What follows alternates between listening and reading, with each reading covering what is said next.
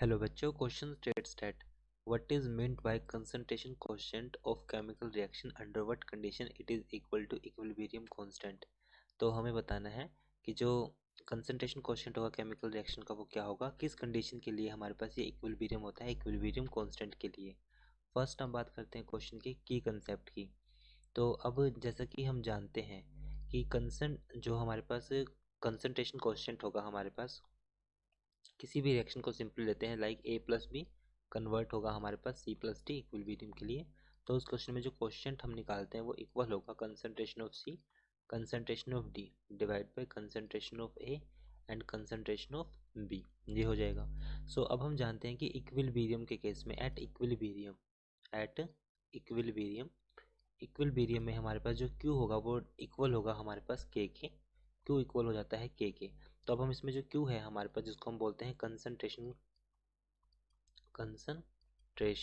Quotient.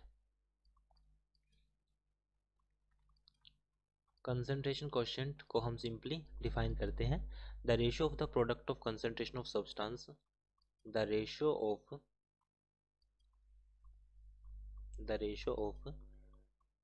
The product of concentration, ratio of the product of the concentration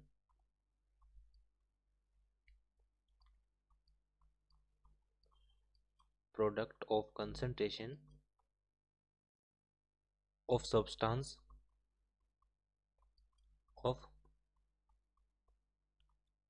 substance to the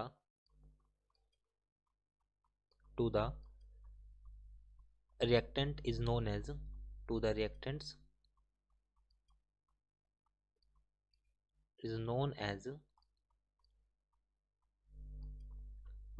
concentration quotient,